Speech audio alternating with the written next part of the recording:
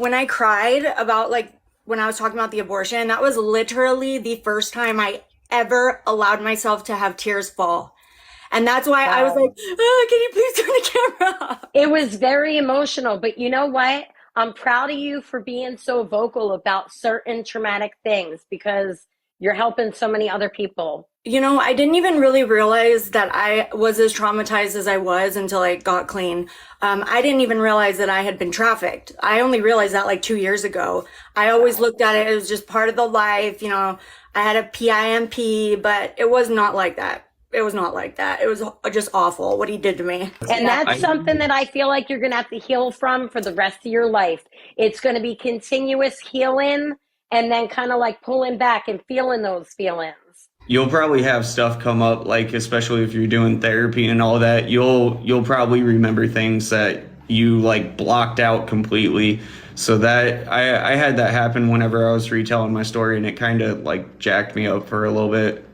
Yeah, I'll be 2.5 years clean in a couple weeks, but I didn't actually start intensive EMDR therapy until last summer.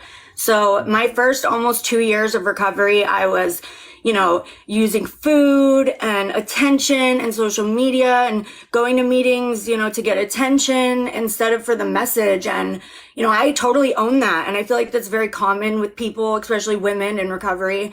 And so, but I can't tell you, like, I've made more progress in the last 6 months going to therapy every 2 weeks than I did in those first 2 years. And I regret not starting sooner. But yeah, I mean, I was terrified. I don't know. Even my fourth step, I'm really lagging on it because lots of suppressed stuff has come up that I had completely forgotten about. And I'm like, and part of me is like, I think God is shielding me from some of the memories just because, ignorance is bliss. And sometimes it's been hard just, remembering things and actually like the snippet of a flashback will come like a half a second, but then it's gone. And it's like, wait, what was that? And I also struggle with mental health and mania and depression, and my brain is like all over the place sometimes. And but yeah, like how trauma seems to come back in your life. Or I always used to wonder, like, what does dealing with trauma look like? Oh, I've dealt with my trauma. Okay, well, what does that look like? And I wondered that. And, it's different for everyone. And for me, it's been a slow unraveling process where I didn't really cry for like 10 years.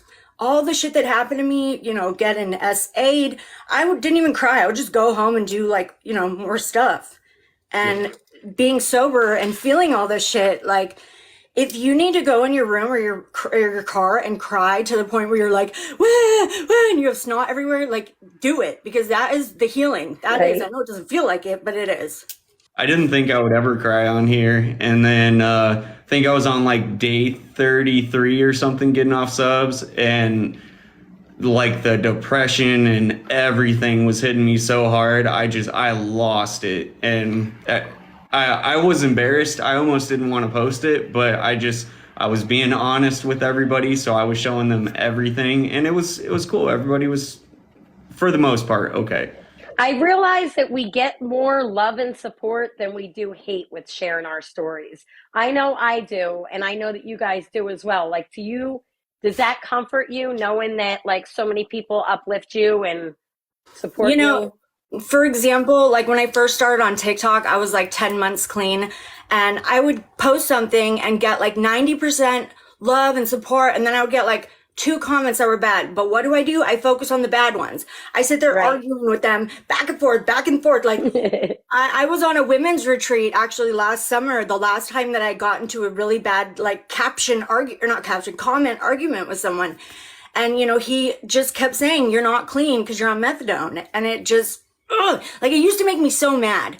But part of my healing journey is not giving a shit what people think and kind of just swallowing that. Like, okay, if they want to think that about me, that's cool because that's their shit. Right. They don't walk in your shoes. They don't live your life. They don't know that you've come leaps and bounds from the person you used to be. Yeah, it's crazy. But, healing is not like this either. It's like ding, ding, ding, ding, ding, ding. Like, you don't go in a straight line. So you need to keep your faith. And, that's where the higher power comes in. It doesn't come in when you're having a good time and praying every day and doing your shit. No, it's when you're having cravings and you're doubting yourself and you're wanting to relapse. And I don't want to pray to God right now. Like, how is he going to help me? but that's when you need to practice doing it the most. And so I'm genuinely just sharing, like, I feel like I've come so far just in the last 6 months from doing therapy. And, I work at a women's treatment center now with like 60 women, and we're like the Medi-Cal state run that's all, either from custody or CWS cases. But I love it. I feel like I'm in the nitty gritty. I went to that program. I graduated from that program, and I don't, get mad when the girls mess up or, because we aren't harm reduction. We are very harm reduction. So we will let people relapse 4, 5, 6 times. I mean, we do our best to keep drugs off site, but our whole thing is, we don't even call it a relapse. We call it like a return to use. And we're very trauma informed. And I don't know. Sorry, I'm probably getting off topic. I love that though, because you probably see more success with loving and supporting someone where they're at, meeting people where they're at. Yeah, and I'm a Pisces, and I'm sensitive, and I'm super like empathetic, and I absorb people's emotions really easy. And so I just got this job 3 months ago. So that was definitely a come full circle moment for me. But it took me probably 2 months of running. There's no elevators, but it's 2 stories, and my office is on the 2nd floor, and it's 2 huge buildings that have levels. So all day I'm going up and down the stairs, trying to help her with this and her with this and her with this. Like, usually the women, like the counselors, we have like 15 to 20 as a caseload.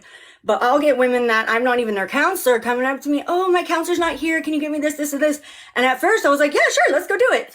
But then I realized, like, I would find myself in tears in my office, so overwhelmed because women come up to me all day with crisis situations to them. Oh my God, Christina, my boyfriend got kicked out, and I'll be like, oh my God, and I'll start freaking out with them. And so my boss, she's so wonderful. We have supervision every week, and she meets with me to tell me how I'm doing. And she knows that I'm on methadone and still tapering off, which I also think is dope. But she told me, she's like, I can see that you genuinely really care about these women, but you need to have boundaries, way better boundaries. We have rules, like mail is only from 12:30 to 1. You can only have your counselor give you your mail. And I was like, the women, come on, Christina, can't you? And fuck, it's hard for me. I'm like, okay, well, let me see what I can do. But I don't do that anymore. Now I've learned to, be assertive and have boundaries, not be a bitch about it. And just say, look, I understand where you're coming from, and I'm going to help you, but I cannot help you right this second.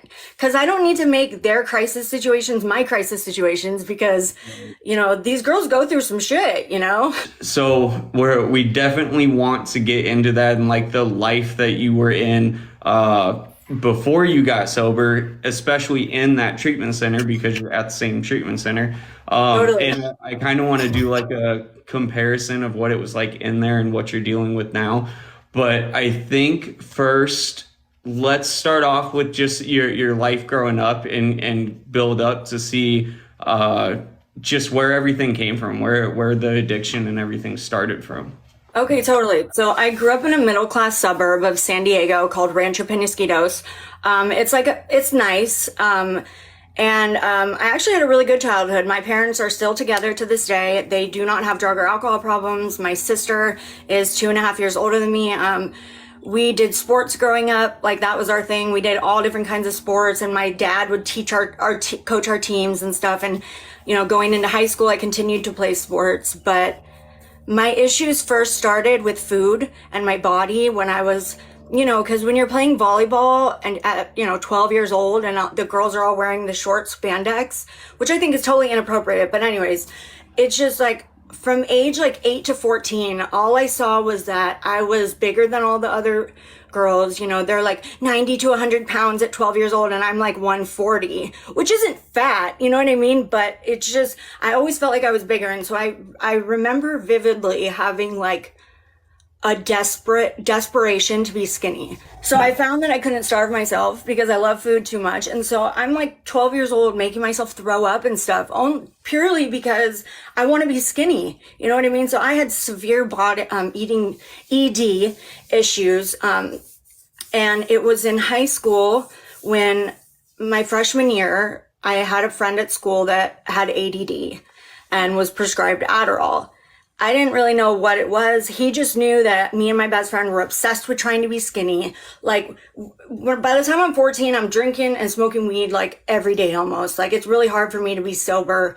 But he knew that we were into it, and he's like, here, take these. I don't know what they are. My parents make me take them, and I hate them because I can't eat or sleep. So I popped 3 right away, 3 30-milligram time-release Adderalls. So I'm like, oh my God, this is fucking magical.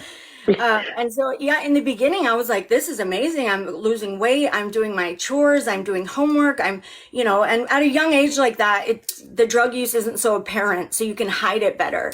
Once I realized that I was doing amphetamines, I was like, oh shit, because I would come down really hard. I would stay up for days, like drawing shit. And another part of my story is like being a picker. I was a picker, and like, when I was like 16, like smoking meth, I have a huge scar right underneath my breast because one night I was sitting there like plucking, and by 5 in the morning, I had a huge fucking hole. It was bleeding. I had to like stuff it with gauze, and I still have the scar there.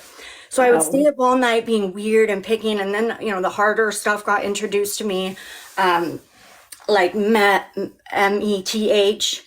And, that drug is just so fucking addicting. Like, I have never met anyone that took a hit of meth and was like, oh, this feels awful. It was just really about my body. That's all it was about. That's what my whole childhood was about. My parents didn't know how to help me because they are not addicts.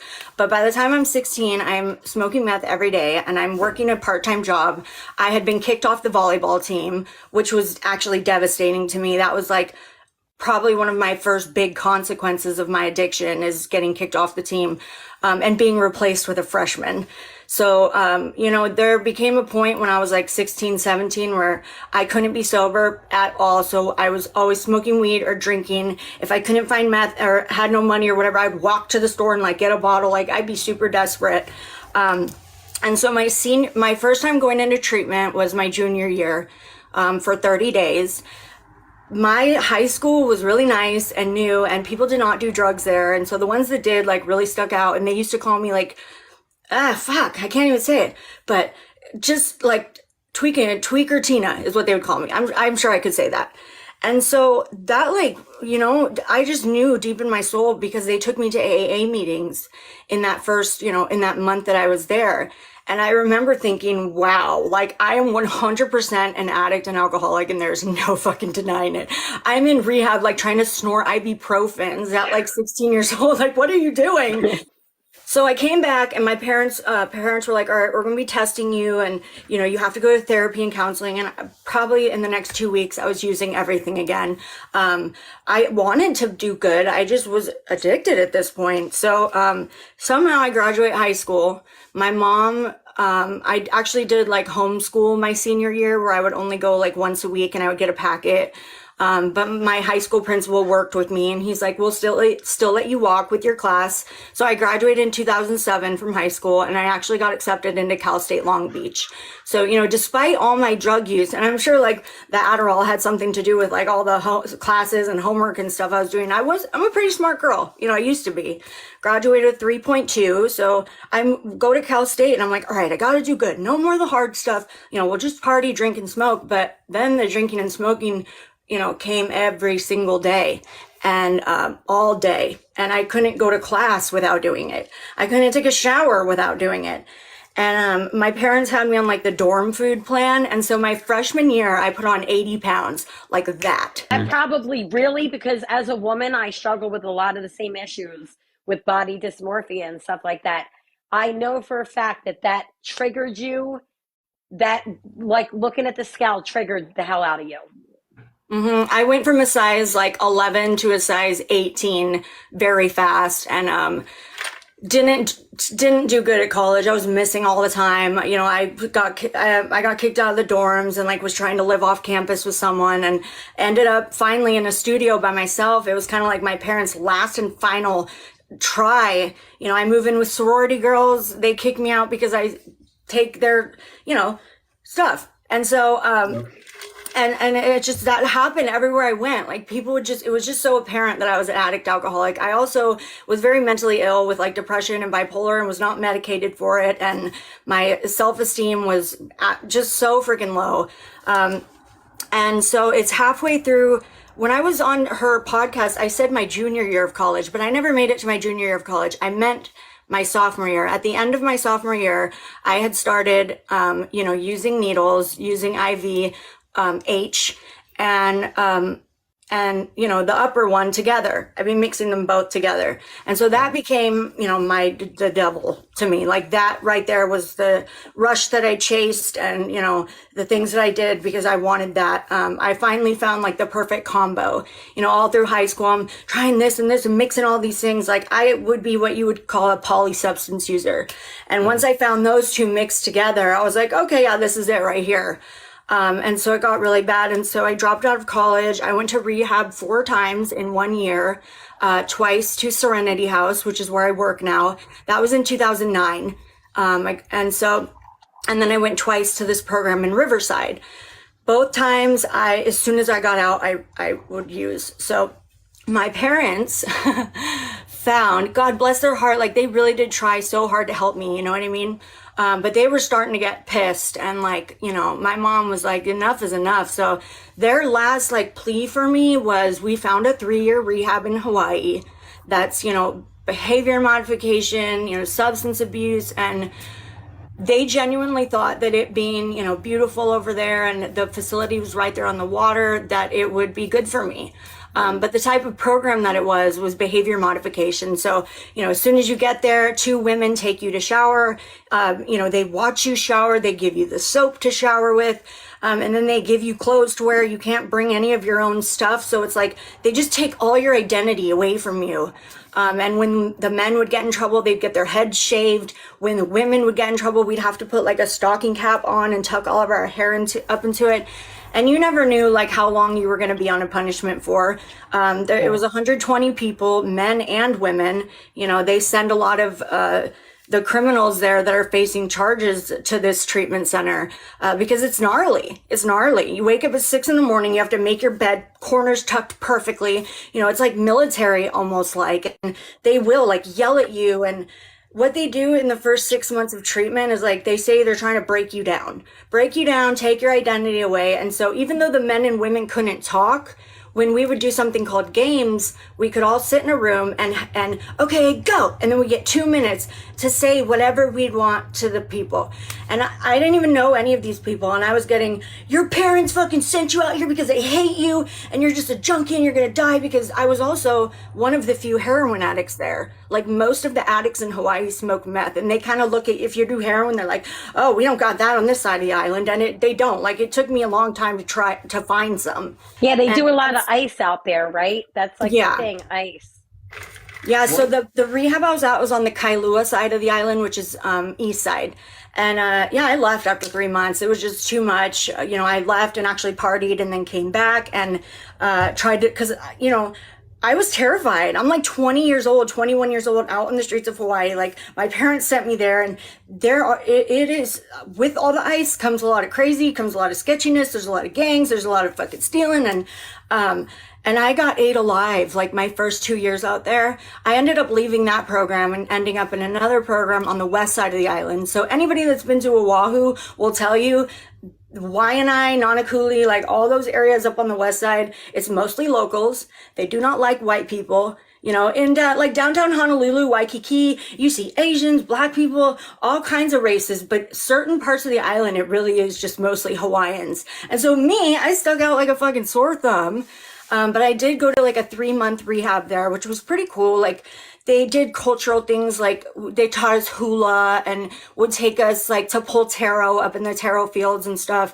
And so I thought that was pretty cool. And I actually really, really tried hard, and I was there for 90 days, and then I went into their sober living outpatient program. And I relapsed, I think, a week and a half, maybe, after being out of inpatient, because I saw someone at Burger King. I didn't even want to use that day, but I saw someone that had been discharged from the program. This guy, I was like, oh, what are you doing? He's like, oh, nothing. I could just tell by his eyes. And I remember vividly that I could use right now. And I didn't think I had any other option. you know, when we used to get cravings before, it's like we didn't think, I'm not going to try deep breathing or yoga or calling my sponsor. Like, that's not going to take this craving away. And so I lived like that for a long time, just unwilling to try the things that I'm being taught. You acted on those cravings. Like when you had a craving, you didn't utilize the tools that you were taught. You just acted instantly out of And impulse. it's not harm reduction. So if you relapse, you get kicked out. I mean, this was also in 2010. And so, yeah, I was on my own and I found this man that let me live with him. And I was kind of like trying to be functioning and using. I got a job at Chili's, and I got a little car for like $2,000. My dad helped me apply for a loan. But I just couldn't be clean. Like, and it got to a point finally where I was like, I'm going to stop trying to get clean because I obviously am not ready to. And so I put all the thoughts of trying to get out the window. Now I'm like, all right, now I'm going full force. All I want to do all day is this, this, and this. And, you know, and I needed to find a way to support that. So, I was homeless, living in my car in downtown Honolulu when I met him. I was super strung out. Like, I was having a really hard time finding any downers. So I had to just do uppers and, you know, I had sores all over my face, and like it was pretty obvious that I was an addict, you know. And so I just remember meeting him when I was in my car, like trying to clean it. I had been up for days and I looked crazy, and he walks up with this other guy that I knew, and I immediately was like, ooh, he's hot, you know. Turns out he just got out from prison 2 days ago. He's 1 year younger than me. I guess he had a couple felony charges, so he did 2 years. So he gets out, he's still like in his jail flip-flops and like wife beater. He sees me and he's like, ooh, perfect. You know, a girl that thinks I'm attractive, now I can abuse the shit out of her, you know? So what he did, you know, and I try and make people understand that putting on, God, I don't know how to talk about it on here. It's hard, but it doesn't always look like getting kidnapped in a van and, you know, ending up in some scary house. Like, more often than not, how it's done is by men manipulating a woman's feelings for them. You know, like, if you really love me and you'll do this. And I remember in the beginning thinking like, you know, because I had been offered to do stuff like that before, but I was like, you know, I was raised pretty well in like a good family, and I was like, I don't want to be, you know, that woman. And so I kind of was like not cool with it in the beginning. And so I actually moved away to like the city over, and I was away from him for a month or two. But we were texting the whole time, and I liked him. Like, I had a crush on him, you know? So what are you doing? Like, can I come back? And so it got to the point where he's like, you can come back and stay with me and my friend, but you have to do this. And I remember not having any money, and, you know, I was probably hungry and wanted to get stuff. So I said, fine, but I want to do as much as I can, because that's the only reason I'm doing it, is to get, you know, more money for more stuff. Because also in Hawaii, it's twice the price there. Yep. It's hard to get it there, so everything's really expensive. Was there any point during this that you did kind of think about getting sober?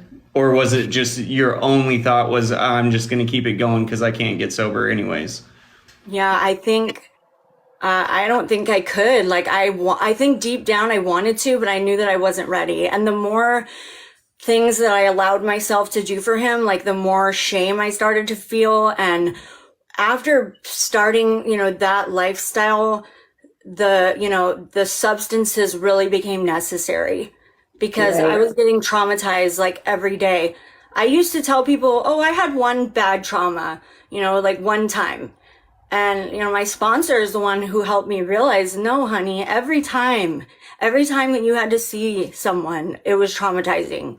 Yeah. And, you know, so coming to terms with that, and, you know, it is what it is. I had to do what I had to do to survive. And, you know, how it ended with him and I is him leaving to go to Vegas with another girl. I'm absolutely like strung out of my mind, and I'm terrified, and I'm crying and telling him, if you leave, I'm gonna, and threatening things like that. So, and he's like, and I just remember us kind of scuffling and me ending up on the ground, and he spit like a huge loogie into my face, and he's like, leave me alone.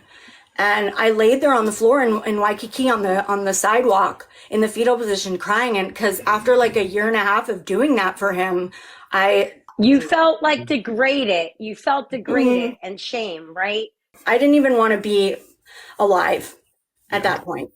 And so that was when, you know, the desperation, and the doing really, really dangerous things, such as, you know, someone else's old freaking stuff that's been sitting in there and growing whatever kind of stuff. Like, who does that? Who does that? Who takes something that is like, you know what I'm talking about? That's so thick. You can't even push it through because it's absolutely clogged. And what I would do is I'd like scrape it out somehow and then add soda to it. Like if you add carbonation to it when it starts to coagulate, what it does is it makes it like liquid again. Yep.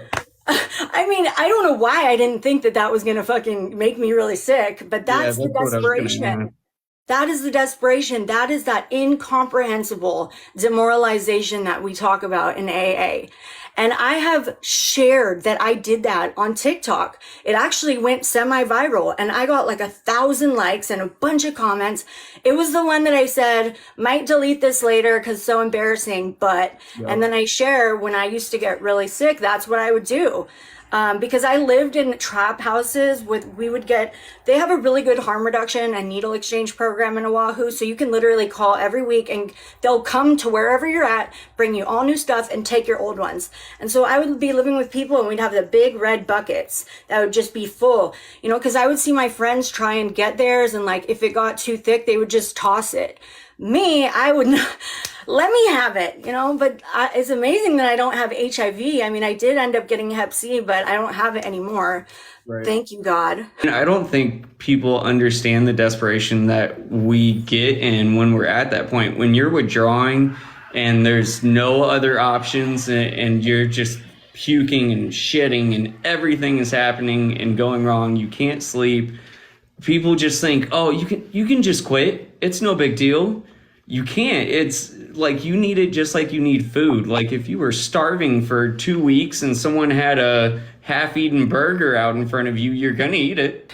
But I do remember like my other friends that used looking at me and in disbelief, like, what are you doing?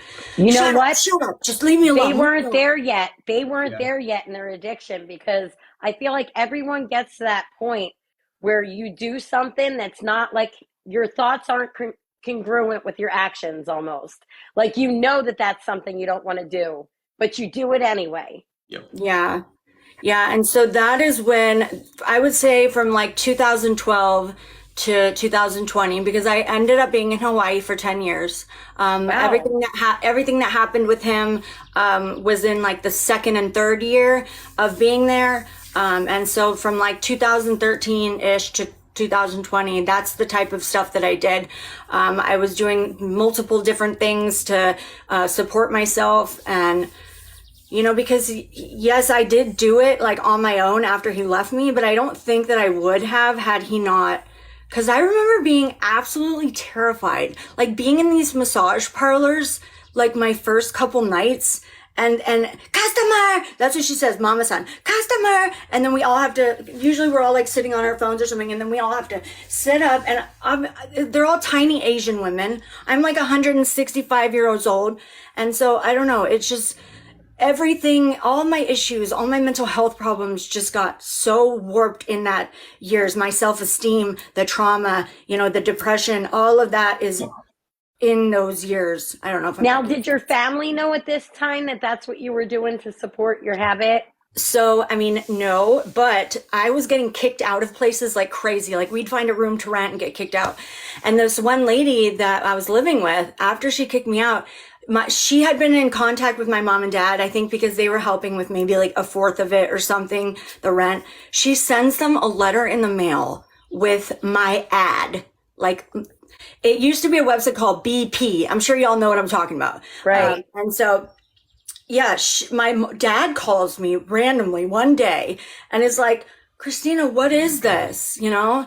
And it was me and another girl, like offering, you know, come see us for $2 double, you know? And I didn't even know what to do. So I hung up on him. He called me right back and he was almost in tears. He's like, what is this? And I said, it was just a picture and a joke and that's not real. And I don't know. God, I mean, I don't think my dad still to this day doesn't really know, and I don't want him to. You know what I mean? Right. Like, I am his baby, and I truly think it would destroy him if he knew everything that happens to me. And, not everybody needs to know everything. Like, my mom does know, and I know it's been a little, I don't want to say difficult, but I have gotten really real on social media, these last 6 months, doing therapy and addressing my traumas, and, lots of stuff coming to the surface has made me, I feel empowered, and I want to help women. And so I've been putting it out on the internet that I'm a T survivor, and, and everyone already, my family already knew that I had, substance problems. So I don't think that she liked it so much when I'm posting on my Instagram and stuff, because I do have family that followed me on Instagram. But she said once, what do you think your aunts think of that? And I was like, well, if they have something to say about it, like, that's on them. Like, that's their character, because this is me trying to heal.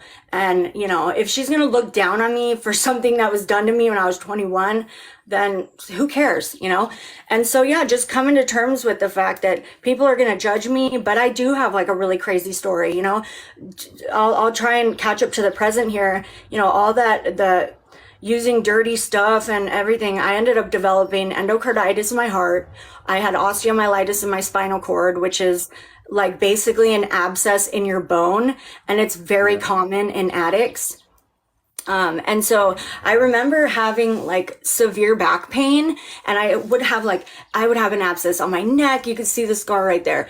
I had them on my arms, my legs. Like, I was pretty good about keeping them bandaged, but I would do dates like that, and I would just tell them, oh, I got a new tattoo or something like that.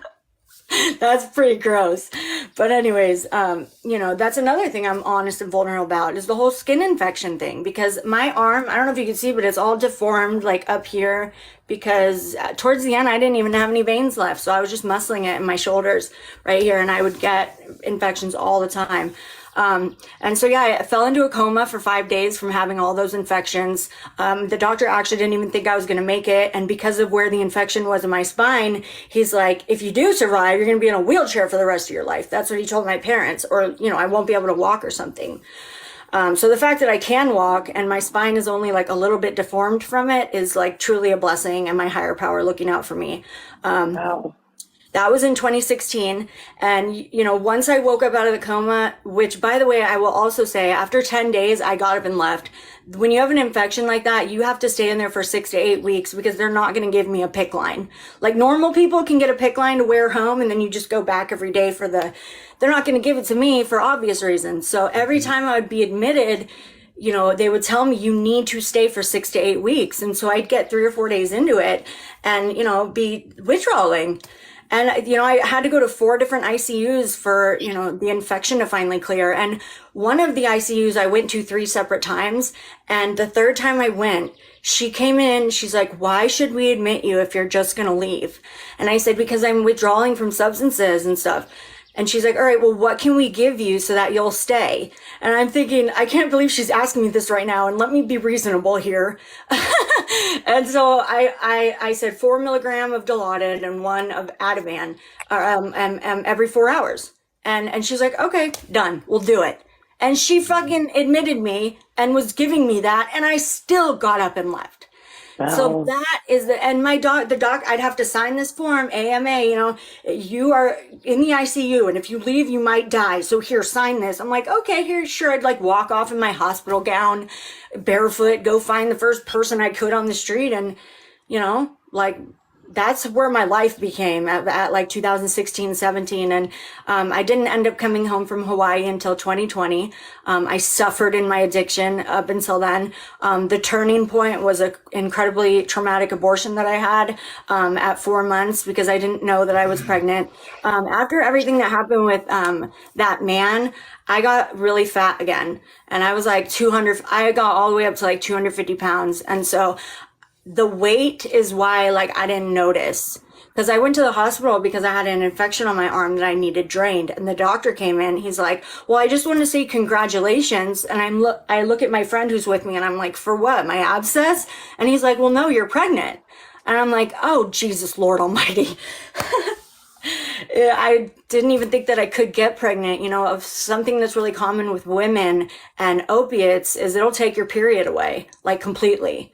So I didn't realize that I was, and I at this point was developing congestive heart failure.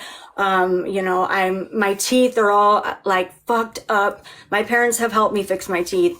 So I had this really, really traumatic abortion that I couldn't even finish the procedure. I actually had to have them bring me back the next day to be put under anesthesia. They said it was going to be like period cramps, and that's what I expected.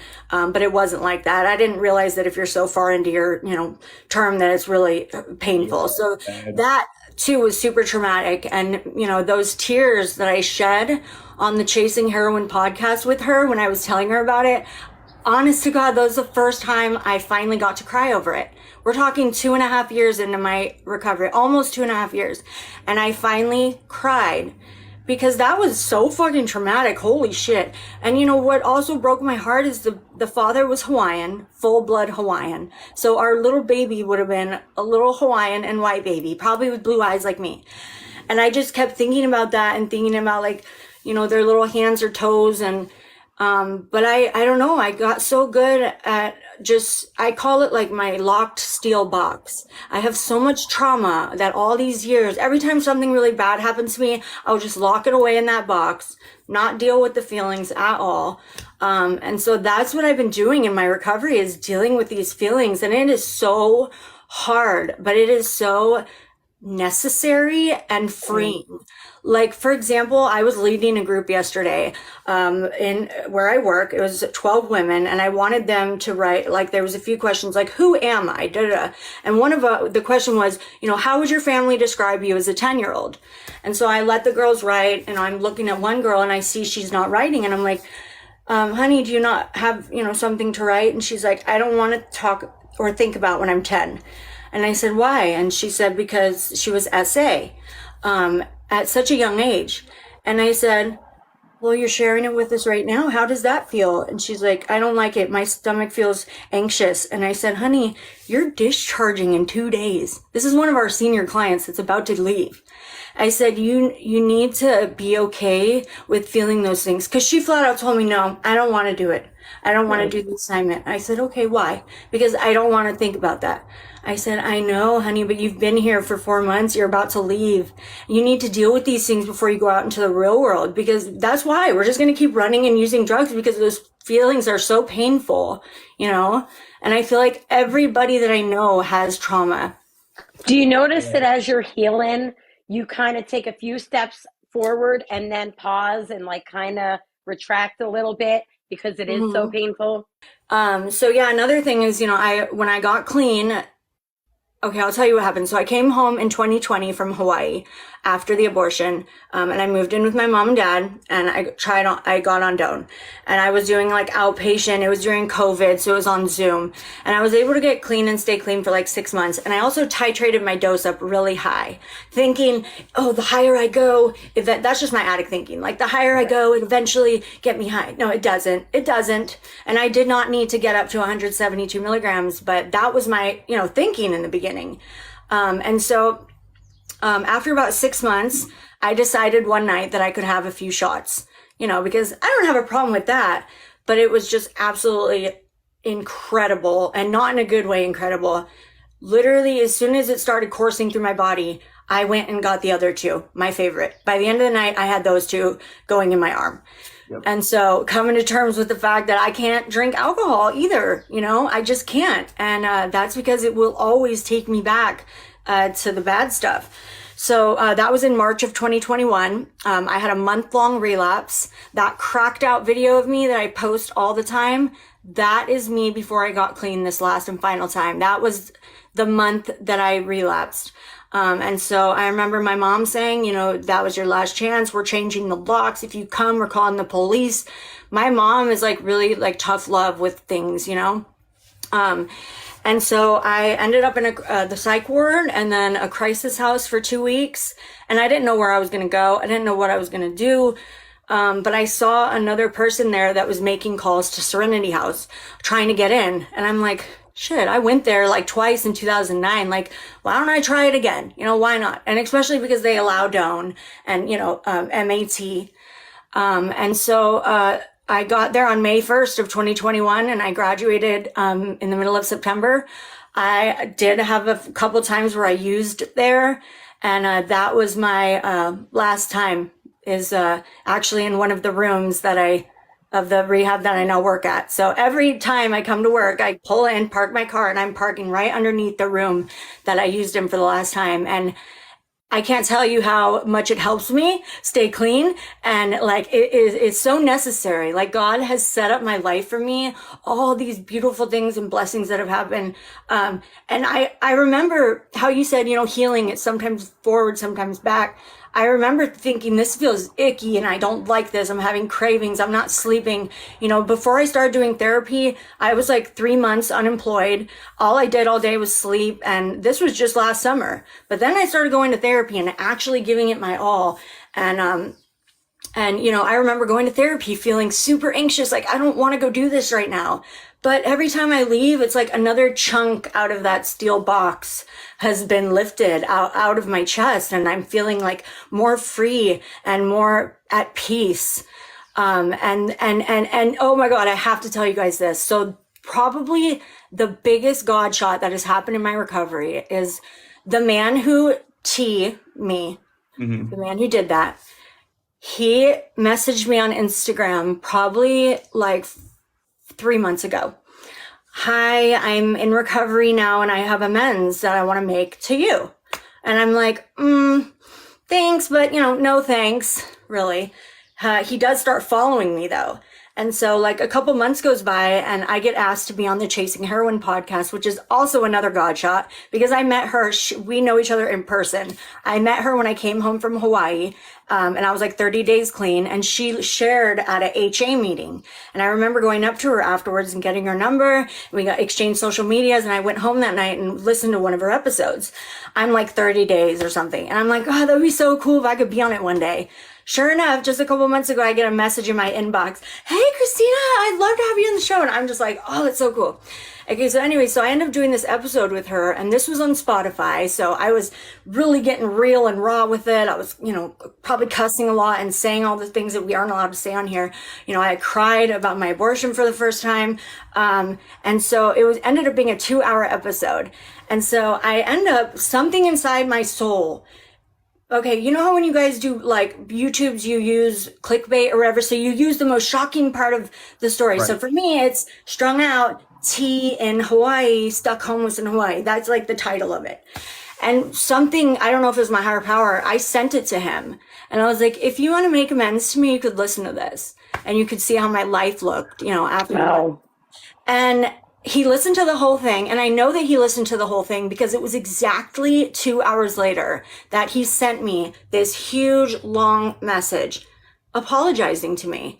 And it was genuine and I felt it. It was honest. He said now that he has kids, he could never imagine something like that happening to his daughter. He knows what a piece of crap he is when he's using. And so, I finally got to say, I've been waiting for that apology for like 10 years. And I finally feel closure and I don't hold hate in my heart for you. And he was like, oh, I see you're doing so good in your recovery. And, I'd love to be friends. And I was like, you can follow me, but I don't think it's appropriate for talking. And that was just me having my own boundaries. But I felt truly and honestly like I was finally able to close that chapter when he apologized to me. And it's just, that to me is such a God shot. I don't know. You probably feel like a major weight was lifted off of your shoulders. Yep. Yeah. And I still, I've only just recently started diving into things. So I have a lot more work to do. And, I'm still tapering. So I'm dealing with, the taper symptoms and it's absolutely crazy. I remember asking someone to sponsor me on 170 and they said no because I was on methadone. They're like, and I kept telling them, but it's not getting me high. And they're like, well, it's numbing your emotions is what it's doing. And I'm like, okay, yeah, whatever. Like I thought she was full of shit. Okay. Well, now that I'm down to like 14 milligrams, when I feel sad, I feel sad. But when I feel happy, I feel happy. I also have bipolar mania. So sometimes I'm talking a million miles a minute and I can't, sleep. And when I come home from work, especially, because lots of stuff goes on at work, like there's a lot of drama and women, and I have to find a way to like go to sleep free of it, because I had to, unfortunately, kick somebody out and take their visit away from their child. That shit like hurts my soul. I have to talk to these CWS workers and tell them how my clients are doing. And I don't want to tell them when they're not doing good because I know it's going to mess up getting their kids. But I know that this is a part of life. This is a part of recovery. They're not going to get clean and stay clean if I'm babying them. Right. And so, yeah, it's just crazy. Like God gave me this job to learn and to get experience and to grow within my own self, because I have learned so much just in 3 months of working there about myself and noticing these behaviors that I have. And, it all kind of comes down to what people thought about me. That was why that was why I had body problems, because I cared so much what people thought about me. And I still struggle with it to this day. However, now it's like, who cares? Who cares? Did you struggle with perfection? Because I know that's something growing up that I always struggle with, like other people's perception and like trying to be perfect. Yeah, for sure. And growing up in Southern California and San Diego, I mean, from 2002 to 2010, 15, it was not cool to have like a big bottom and big hips.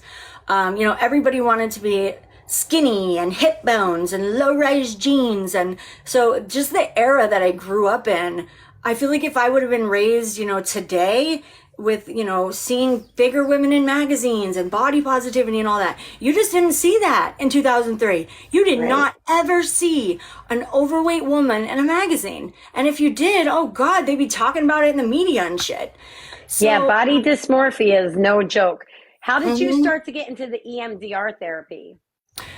So I have Kaiser and I do have a therapist there, but she's not as available as frequently as I need. And they also don't have EMDR. Like the Kaiser therapist can only really see you like once every 3 months. It's just, especially in California, it's just so backed up, and so I actually went and found one online. I looked and my mom said if I found someone that she would split the cost with me. Excuse me. And so I looked online for EMDR therapies. That's another thing too. Kaiser didn't have EMDR. And so I found this really nice lady. She's kind of like an older hippie and she's in recovery. She's like a licensed family therapist and she's also got her addiction stuff too. And she has helped me like so much. I take the things that she works on with me and I use that to work with my women because I am a counselor. I have a caseload. I have to meet with these women for weekly sessions. And in the beginning, I remember feeling like, I don't know what to say. And I felt really nervous and, as a new counselor, but now it's like, I feel like I've just found my groove. All the women have told me, oh, you're the best one to come and talk to. I'm like, girl, because I've been there, some of our other staff will like get not mad, but you could just like when women repeatedly overdose, but I don't. I just ask them, I'm like, I can just see in their eyes that they want to stop, but they physically cannot. And I have been there. So I cannot judge them one bit. And I need to be patient and kind and loving to them. Because sometimes these girls are feisty and they'll raise their voice at you. And if they don't get what they want, well, fuck you then, I'm going to leave. And, now I'm just like, okay, honey, I'll come talk to you later. And I let them be, Boundaries. Boundaries. What else are you doing besides therapy to kind of get your zen? Like if you're having a really bad day or you're trying to decompress because work was crazy and you just heard some insane stuff, is there anything you have besides therapy and like religion? Yeah, I mean, I would say like I do try and go to the gym. I've lost like 60 pounds since being clean. I still have some weight I want to lose. But I've only been going like once a week. That's another thing I beat myself up over. Like, if I could, I have to be at work every day at noon. And if I could get up at 6 a.m. every day and get my workout in before work, I mean, there's plenty of time, but I don't. Every morning I will sleep in till like 10. And then, it's like, and then every time I'll just be mad at myself. Like, God, you just did it again, Christina, you know, how many times? And so I'm trying to be like kind and gentle with myself and understand that, you know, I am not feeling the great because I'm tapering and I don't have much energy. So just like being kind to myself. But it used to be like, oh my God, you're so worthless. Like you can't keep any of your goals and, you know, you're just always going to be overweight because you'll never be able to do this. And so, and another thing too is my women's meeting. Like I do practice 12-step, and even though I'm on medication and, you know, I experienced a lot of pushback in the beginning. I had people come up to me after meetings and tell me, you cannot be taking tokens while you're still on medication. Like, don't. And I remember thinking, I remember saying, okay, I'm sorry. And then walking away and crying that night, feeling so like, you know, and it didn't just happen once, it happened multiple times. Like, and so I got like really about the rooms for a while, and I just didn't want to go to meetings, and I didn't share about it. But how am I supposed to heal at meetings if I can't even talk about my taper? You know, like I have to hide that part of myself, like, you know, so I just wasn't getting much. And so finally, actually, right when I came home from Hawaii, I started going to this women's meeting. It's at somebody's house in a living room. And so it's like kind of intimate. And so, yeah, I've been going to that since I came home. And they, you know, were with me through that month-long relapse. And they all thought I was going to not come back. And they were so happy when I came back. And these women have truly been so supportive to me. And the meeting's on Monday, too. So it's kind of like, I think everybody in recovery gets to the point where they're like, fuck, I don't want to go to the meeting tonight. I don't feel like going to the meeting tonight. But having a commitment there, I have to go. And I always am like, God, I'm so glad I came, you know? And every time I don't go and I just like lay in bed, I always feel like crap about it after. So I go every week, no matter what. I was the literature person for 6 months. And just last week, actually, it was time to vote in new commitments. I'm like on my phone, like getting ready to leave. And then I nominate Christina to be secretary. I'm like, what? They're like, yeah, it's your turn. I was like, okay, you know? That's good for accountability though for you, right? Yeah, and I don't recommend like, you know, not like taking this long to do steps. You know, I'm still in my 4th step, and it's, you know, I'm not going to sit here and lie. Like I still struggle with things. I struggle with procrastination. I struggle with laziness. You know, I'm in school too, and to get my drug and alcohol counseling certificate. And I'll wait, you know, to do my homework until the last freaking minute, stressing all week long about it. And the assignment only took like 15 minutes. You know, if I could just get it done within the beginning of the week, I would be so much less stressed. But another part of my recovery is like recognizing that I'm healing from like a lot of shit, like not just substance, but a lot of trauma. And, you know, I do have mental health disorders. And so I've really been working on being more kind to myself. It was one of the women at the meeting that said this one night, and I'll never forget it. And it was one of the best nuggets that I've ever gotten at a meeting. Little nuggets. She said, I was talking about, I could just, you know, I'm not going to the gym, and I just always letting myself down to that. And she was like, Christina, would you sit here and talk like this about your mom or sister or your best friend? And I'm like, no. She's like, well, why are you talking about yourself like that? And I was like, it's just a very simple comment, but I was like, aha, why am I? And then I became hyper aware of it, and I realized that all day long, you know, God, it's just, I don't want to fucking do this. I don't feel good. Oh God, look, you can see my track marks. Oh my God, they're all thinking bad about me, and just nasty, negative shit. And I finally realized, okay, stop. And I started trying to like counteract it. But it's a daily process, and I struggle with it all day long. It's like I have that little devil on my shoulder, which is my addiction, which I also completely believe is the devil's way of infiltrating the earth. Because the evil things that people do on substances, when you see people acting like they're possessed and stuff, like I truly feel like that's like the devil's energy. And so I hear, you know, oh, you're not ever going to be able to make it off your taper, you know, and I'll have really restless night sleeps, and God, this is so fucking hard. I'm never going to be able to do this. But then my new little angel comes in, you know what, like back the fuck off. I'm good. I'm healing. And it's kind of like a back and forth all day, but that's what recovery is like. And you have to know yourself, and you have to be aware of, You know, your addiction will get into your head with your body image, with your friends, with your family, just all those negative thoughts that, you know, feed in your mind. Oh, you know what? Sobriety sucks. I don't want to do this. I'd rather just use. No, that's just your addiction trying to sneak back in. It's those intrusive thoughts. Whenever you got on methadone, did you have a plan where you had a schedule? Okay, I'm going to start tapering at this point, or did you wait till you felt like you were secure and then you started tapering? No, I actually started tapering right when I was in treatment the last time because I knew that I didn't need to be so high. And in the beginning, I could do 7 milligram jumps without even noticing it. So I knew that I was way too high on my dose, and I wanted to get down to more around like the 80 or 100 range. And so, yeah, it's taken me a little over 2.5 years to taper from 172 down to 14. Once I got to I was doing 5 to 7 milligram jumps until I got to about 70. Once I hit 70, I did more like 3 to 4 milligram jumps. And then once I got to 40, maybe 35, I really only could do like 2 at a time. And then I went from 21 to 15, 1 a week. And so that was great progress. You know, I also, how our program works is whatever your dose it's going to be, like it has to be that for the whole month. Like I was getting 27 take homes. And so it would just have to be the same dose all month. And I wasn't able to make enough progress with that. And so I actually went to my counselor at the clinic and said, I'd like to go back to coming in weekly. And, you know, putting in that extra effort because I don't want, it'll take me 14 more months if I do 1 milligram a month. But what I think I can do and what I've been able to tolerate is 1 milligram every 2 weeks. Doing 21 all the way down to 15 like that, I was okay. And then it all kind of caught up to me real fast. And I had a really bad week a couple weeks ago. And, you know, me and my boyfriend talked about it. He's like, just do 1 every 2 weeks. It'll take 7 months. I'm like, yeah. And if it gets to the point where it's really hard and I need to pause, like, I'm also okay with that too.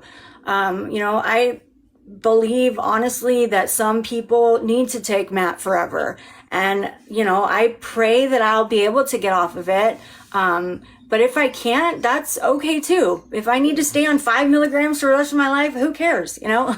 Do you worry about whenever you finally complete that taper, do you worry about going back at all or like the cravings coming to you and you just all of a sudden giving in? Yeah, no, I've been doubting myself a lot lately. Like, how am I going to do this? You know, because when I do feel like withdrawal symptoms, it's not ever like severe, but it's usually in like the middle of the night. Yep. And mentally, I am right back to, you know, 2.5 years ago. All the progress I've made is gone. As soon as I start to feel those withdrawal symptoms, I start going into panic mode. And yeah, I mean, I've been on I was on H from age 19 to 31, and I was doing, you know, other opiates before. Do you have issues with your sleep? Yeah, totally. I wake up like every hour sometimes. I also have really bad night terrors. I've had the same dream since I've been clean. The scenery of the dream might change. The people in the dream might change. But every night I am back to being in withdrawal in Hawaii and looking for black or brown somewhere to get well. And I always have it in my bra, or I'll have like one thing I need, but not the lighter, or this, and I'm not ever able to do it. And so my whole dream, I'm chasing it and feeling withdrawal, and then thinking in my head, oh my God, I'm throwing away my clean time and shit. And then I wake up it's like the same every night. So I take medication for it. I mean, it helps. I was screaming and crying every night, which my poor boyfriend had to deal with for quite some time.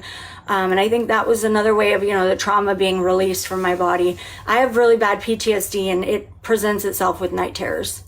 How did you meet your boyfriend? Did you meet him in recovery in the rooms? We actually met in outpatient, which I don't recommend.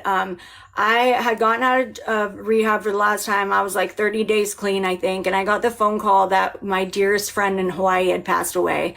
And that was really hard for me. I remember kind of being teetering of if I even wanted to stay clean or even try. And that was kind of like the nail in the coffin for me. Like, I'm just done, you know, and it doesn't even work anymore. it doesn't give me an effect anymore. And so it's just almost pointless. Like I remember the last time I did a bunch and I didn't feel anything. I know it was good. It's just that it just didn't work. It does not work anymore. When did the night terrors start? Did you say, was it whenever you started tapering, or was it before that? I have had them like probably my whole addiction. Like I've had nightmares now for probably like 15 years. I truly believe that that's part of your trauma that you still need to like heal from. It's your body's way of like screaming for help. Yeah. And like, well, in drug dreams especially, they're fairly common, especially since you're tapering. They're probably going to get more intense and more like realistic. But that's strange that even whenever you had, stuff in your system and you were good, you would still have them. I've had them since I was a kid. Like I would always wake up as a kid crying or screaming. But I can handle the buildings collapsing on me and the tidal waves that are coming in my dreams. But it's that I'm sick and I need to get well feeling, desperation. It feels so vivid and I don't want to use in my normal life. So why am I dreaming as if I do? And so every morning I have to find a way to snap out of it. I remember I used to call my sponsor almost every morning. Oh my God, I just woke up, and I always used to put the stuff in my bra. And so I'd wake up like feeling myself, and it would ruin my whole day. I'd be thinking about it all day. And so it's really taken a lot of practice to, wake up and just accept whatever I dreamt about and move on with my day, because I was letting it like really get to me. I think the prazosin is helping too, though, because I don't yell or cry out or scream as much anymore, maybe once a week. Whereas before it used to be like all night long. And Bradley recorded me once, and I've heard people that have recorded me too, and it doesn't even sound like me. It sounds like I sound terrified and just so sad, and it's scary. With the methadone taper, once you finally do get off, so you mentioned before the methadone suppressing emotions and all that. So that does happen to some extent, and you feel that whenever you start to taper. Whenever you get completely off, the emotions just go buck wild, and it's crazy, because another thing that you feel is kind of complacency, which might be part of the reason why like you don't want to go to the gym every day, and it's hard to find that motivation. So once you get off, the hardest thing is that boredom time, because when you're bored, you can like sit in your emotions and you aren't complacent anymore, so you just want to go. So you want to like go and fly and be free, but your emotions are out of whack, and that's usually what drives people to go back to using. So finding that like thing, that hobby, which it might be the gym for you or whatever just makes you happy, is 100% one of the most important things. Totally. And just keep practicing. Like this is literally a daily process. Yeah, daily process. I never know what the days are going to look like. But that's why I'm really trying to get, my mental health in check. I finally am on mental health meds that seem to be working. That's amazing. I believe that I have a little bit of ADHD. In fact, my boyfriend, my mom, my dad, my bestie at work have all said that it's very obvious that I have it. I have a really hard time keeping things clean. I'm really messy, and my thoughts are all over the place. And even at work, I'll have like 5 things in my hand and like forget where I'm going and stuff. But I know that, the medications that treat that are not ever going to be something that I can take normally. And so I have depression. I have diagnosed depression, anxiety, and bipolar mania. And I would say the first 2 years of my recovery, I was trying different meds to help with the depression, to help with the anxiety. A lot of mental health medications make you hungry, and that is so not good for me when I already have hunger. So being that you and I think a lot alike, I have a very hard time taking mental health meds because the side effects is weight gain. If it says weight gain, I refuse to take it. I don't care how good it's going to make me feel up here. It's that body dysmorphia. Well, and a lot of women say that whenever they get off of MAT meds, they either lose a lot of weight or they gain a lot of weight too. So that could even happen to you. You just, it's hard to convince yourself like it's because of the meds that this is happening. It's not because of me or anything. So that's just one thing to keep in mind. And maybe like, I don't know if therapy, if they can, you can like practice talking about that or whatever. But that's one of the things that I think a lot of people get insecure about. Yeah, how you said like the emotions are what takes people out.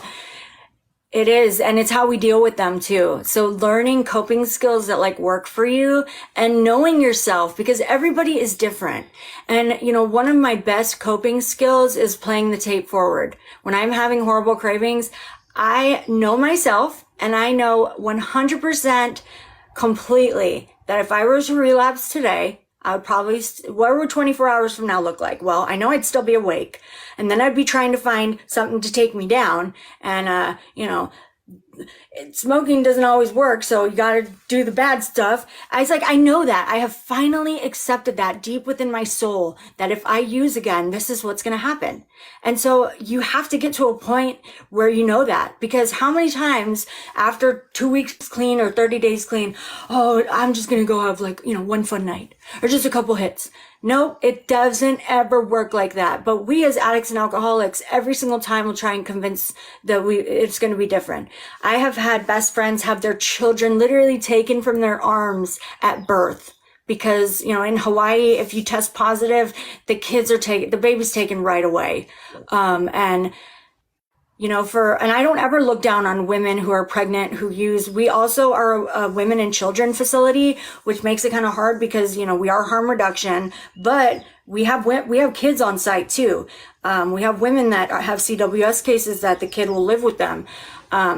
And so anyway, sorry, I'm getting a little distracted, but I just think it's so important to know yourself and to know your triggers and to know your coping skills that work. And I have finally learned, and not giving up because this shit's hard as fuck. And especially on your bad days, like you want to give up, but that's where, your higher power comes in and having faith that, it's easy to have faith when everything's all great and dandy.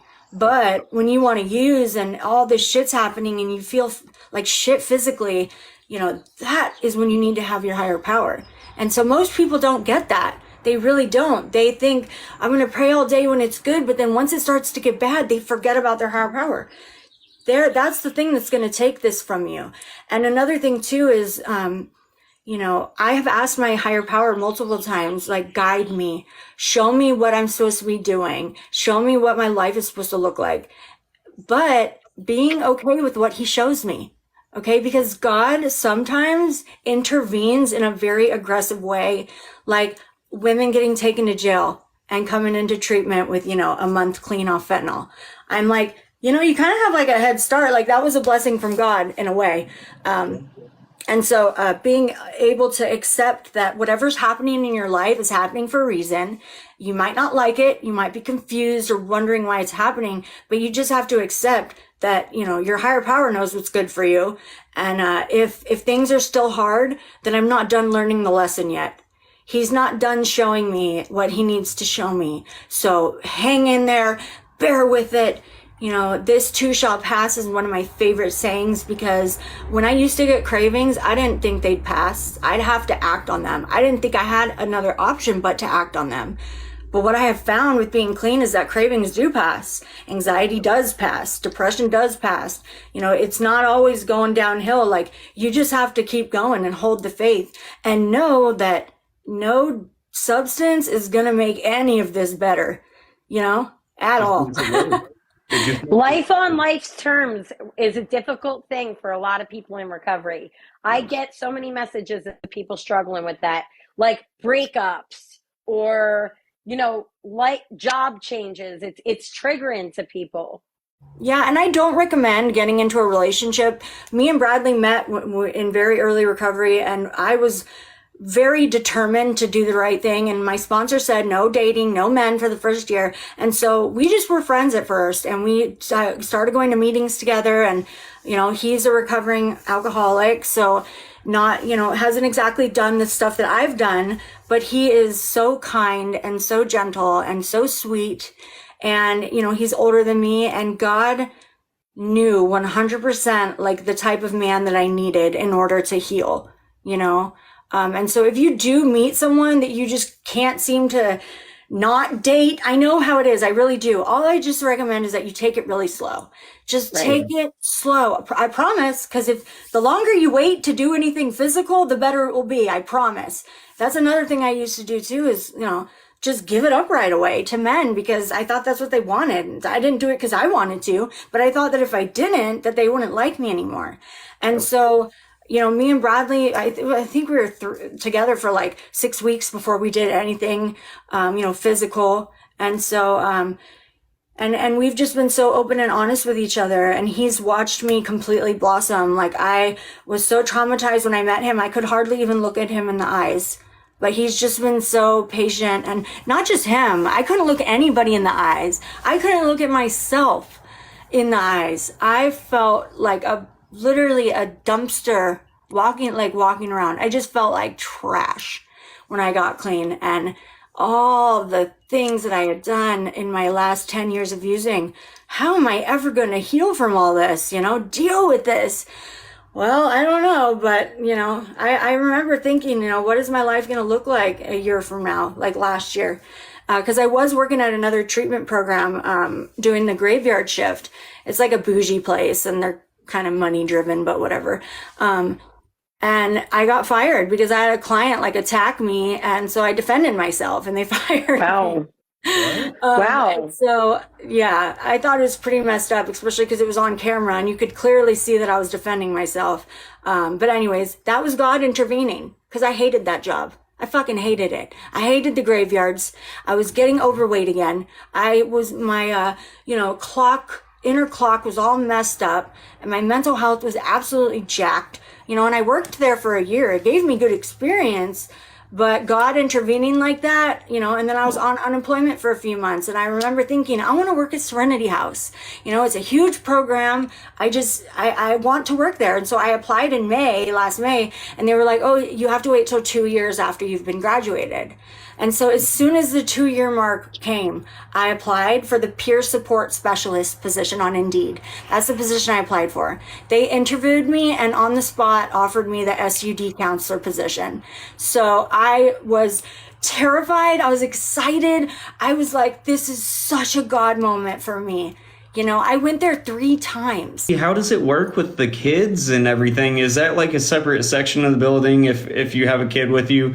And then the fact that, you can kind of bring substances in. So how much of a problem does that turn into? There's the women with kids are all on the bottom floor. We have like 5 women with kids rooms. So it's a very small part. And I think we only allow, 5 years old and under. But we do get women that get visits weekly and stuff like that. So yeah, it's hard. And that is why when we do, like, for example, we have a woman, she's my client. And she's the one who had to take her visit away. And she has been using the whole time she's been with us. We have tried everything that we could do. But another thing we're not allowed to do is we're not allowed to search their body. Like, we cannot ask them to shake their bra out. We are so trauma informed that we are just not allowed to. We can search their rooms and ask them to turn their pockets out. But these women aren't dumb. Of course they're going to keep it down there or up here, because they know we can't look there. And so, we do our best. We truly do to get all the drugs off site. But yeah, it is. And that's what I was going to say. I kept telling her, I said, honey, there's kids on site.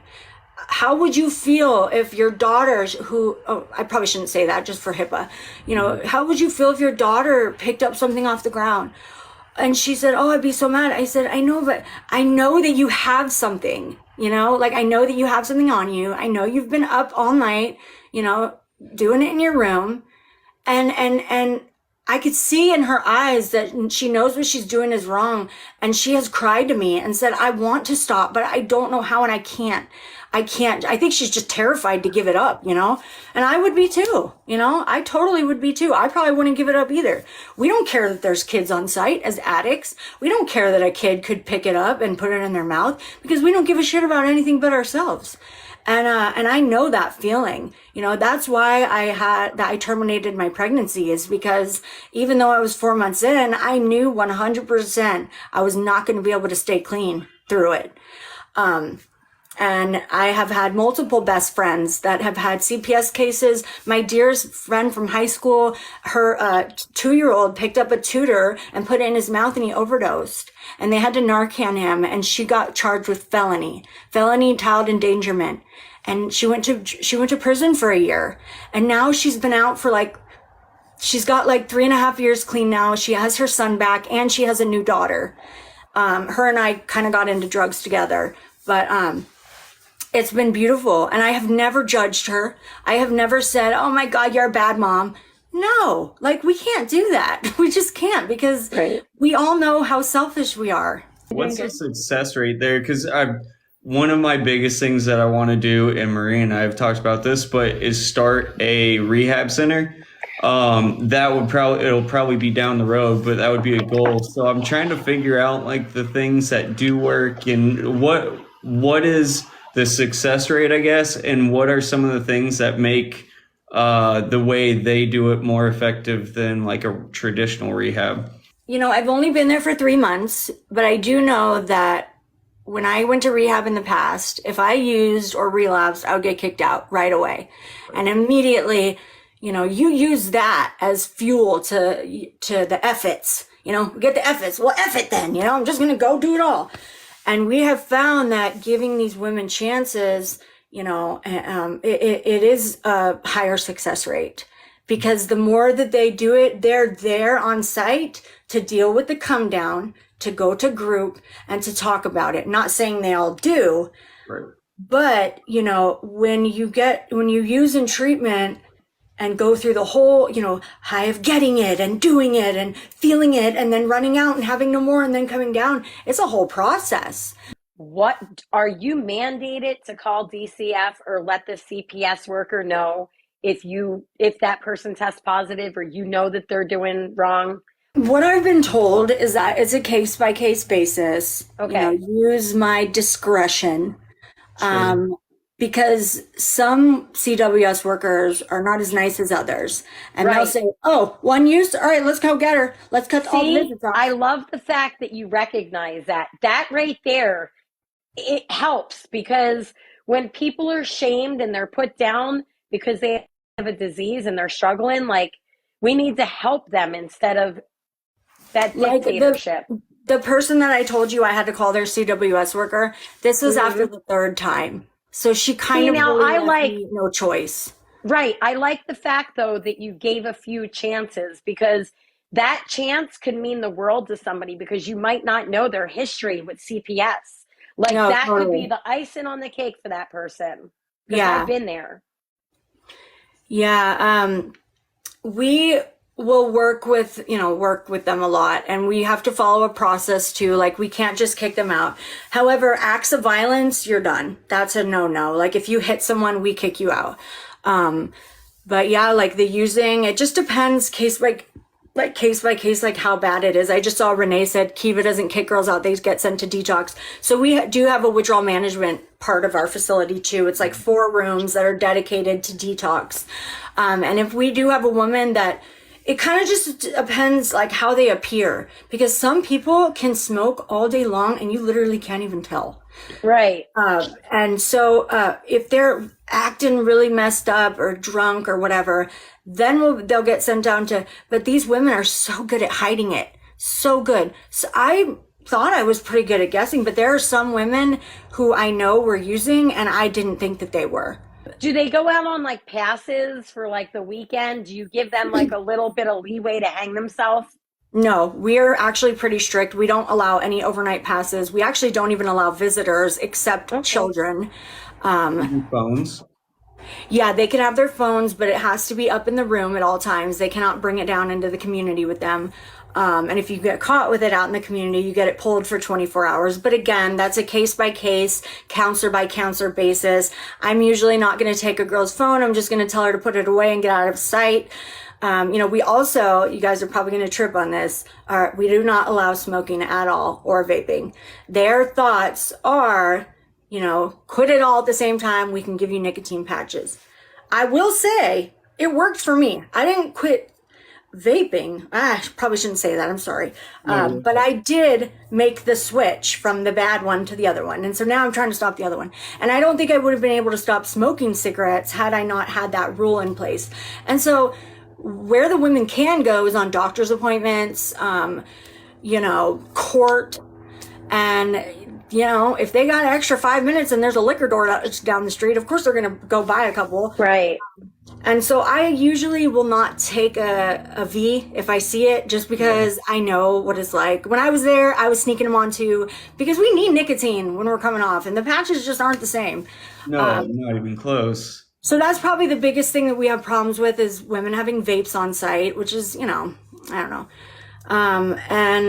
And yeah, but it is hard, because we'll have like a client that's messing up, and then like 3 or 4 staff members are in there with her. There are kids on site. Like, where is it? We're not kicking you out. We just need you to give it to us. Right. There's somebody coming on with like a ball, and then all of a sudden like 4 or 5 other people, and it's like, how, I don't know. I guess the whole like taking your roommate out thing with you, I've done it. How I found stuff when I first came home from Hawaii and I was clean for 6 months and then I drank that night. How I found stuff, because I didn't know anybody here anymore. I called someone I was in treatment with. I literally bullied her into giving me someone's number. Hey, here, do you know someone that no, I don't want to give that to you. Right. I like literally made her give me someone's number. So, I just been What there. about aftercare? What do the girls, do you set them up for aftercare or help them with housing and stuff like that?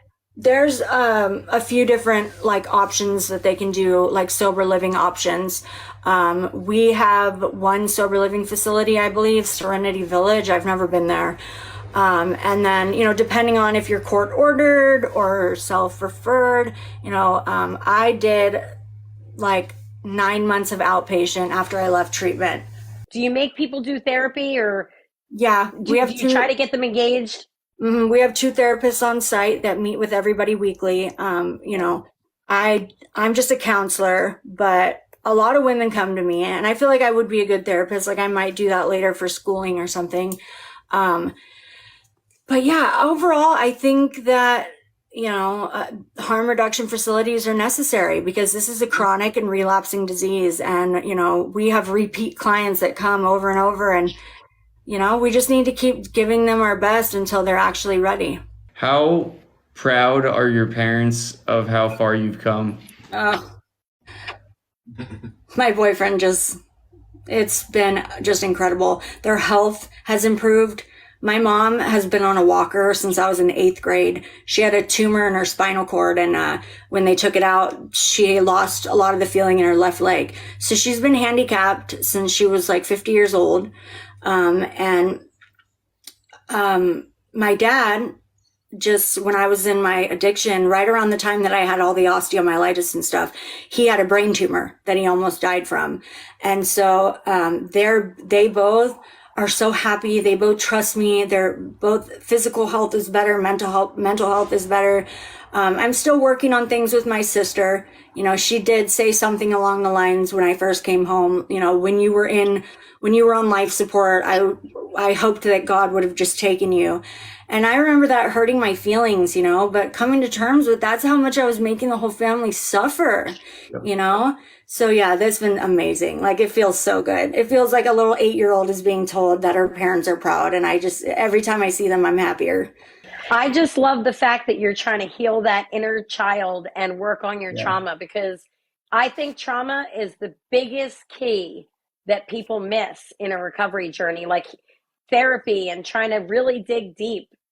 So I praise you for that. That's amazing. Thank you. I hope I answered and covered everything that you guys wanted me to.